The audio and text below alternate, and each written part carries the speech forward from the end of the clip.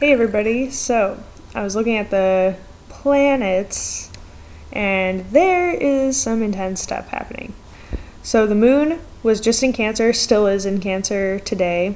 It's going to be out of Cancer soon, but I don't know if you guys felt the energies of the past couple of days, but they were very just overwhelming almost. But it was like, man, I just need to surrender and just ride this out because getting anything done was just difficult because the energies were just so intense. I just felt like I was being it's really hard to explain, but I'll kind of tell you what was happening. So we had Saturn, Neptune, and the moon, not to mention Mercury conjunct Neptune, all trining in a grand trine. So Saturn brings forth the physical plane, really focusing on responsibilities and concentrating the energies to bring it into reality, and also just a sense of focus and just hard work, slow and steady pace of action. And then Neptune is all about our intuitions and our sense of unity and our overall feeling of oneness, and also bringing forth that energy into the Saturn energy. Saturn's really the one kind of bringing everything into the physical reality of everything. So Neptune is kind of being, channeled through Saturn. So bringing forth our most idealistic dreams and intuitions, and also probably having stronger sense of intuition, especially with the moon involved. So the moon brings forth our emotions and also our intuition, and also just a lot of our deeper emotions. And all of these are really bringing our unconscious drives into focus because they're all in water signs. And water signs are very deeper. They're on a deeper level. You can't see everything on the surface, but you can feel it. You can feel all those things happening. So we've got Saturn in Scorpio, which Scorpio rules the 8th house, which is all about transformation and subconscious tendencies. So Saturn makes you kind of take responsibility for those subconscious tendencies. And then we've got Neptune conjunct Mercury, so that brings forth muddled communication and also intuitive kind of senses through the mind. So that's kind of happening too. And then that's in Pisces. So Pisces is all compassionate, intuitive, and very sensitive. So there is a lot of sensitivity in our intuitions lately with that going on. And then the moon in Cancer, Cancer is ruled by the moon. So this is like a very emotional moon and very deep in those emotions. So it really brings forth what our deepest emotions are. Anyway, so we're really kind of dealing with all of that. A lot of karmic lessons going on, as well as bringing forth what we really desire from our deepest intuitions and feelings, and bringing that into the physical plane. And it's a little bit easier because it is a trine, and trine is a lot more harmonious and peaceful and stuff, but it's like, whew, all of that emotional crap is coming up, which is kind of, at least it's easier to deal with than squares. But we've got some squares. So Pluto is, of course, squaring Uranus, not to mention Mars, Sun, and Venus, because they all just moved into Aries too. So Pluto in Capricorn, Uranus, Mars, Sun, Venus, all in Aries, and then the moon in Cancer. That's a T-square right there. So Saturn, or not Saturn, I got confused. Pluto, Pluto is changing or transforming the way that we do business, and basically transforming the whole status quo.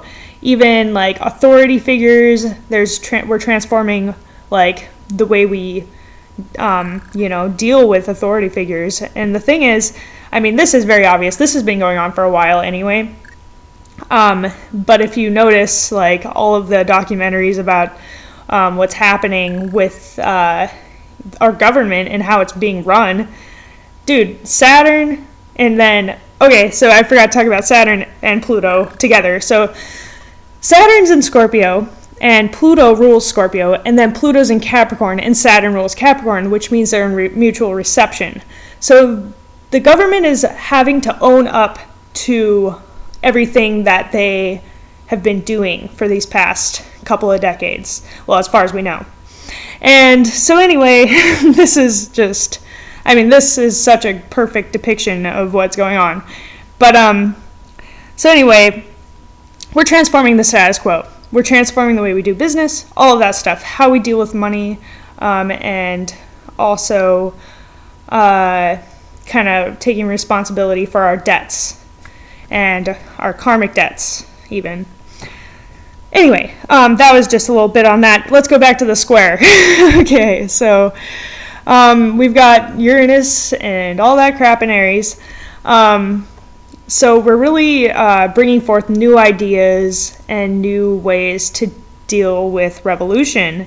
And there may be, a certain amount of extra energy put into that right now, and there could be some more action being taken place, but also impulsiveness and love, because of Venus there, and the Sun brings forth even more newness to that and more energy to that. But yeah, there's definitely going to be some revolutionary things happening, some unexpected things happening, and just very bringing forth the new. That's just a big thing. Okay, and then the moon is our emotions. So, it's going to be a lot more emotional, all these changes. We're reflecting on our emotions about these changes. So, we got the Pluto and Moon opposing right now, and that's kind of dealing with our unconscious tendencies as well as our deeper emotions, and it kind of just makes it a lot more intense, a lot like a more of a pulling kind of sensation, like a opposing. It's opposing. So some of us are going to feel led towards the Pluto unconscious stuff, and some of us are going to be led towards the moon and our intuition stuff. And family too, our sense of taking care of our family and our relationships with our family, and also how we feel about our home, and even our homeland, if you might think of it that way too.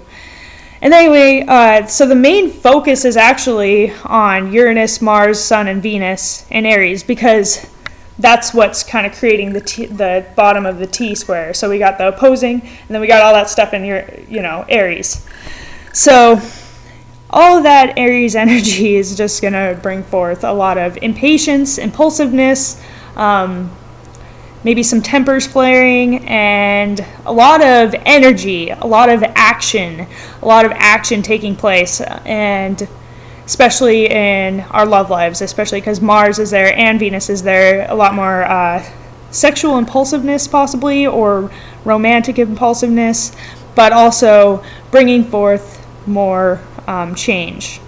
So anyway, I think, then we got Jupiter and Neptune squaring, and that brings a sense of over-idealism, and maybe, since Neptune and Mercury are conjunct, some muddled communication that, where we over-exaggerate what we can do, and kind of, over-exaggerate in our communication and over-idealize certain things. So anyway, that pretty much sums up what's happening in the sky right now. So I hope that all made sense on some level. Okay, I'll talk to you guys soon.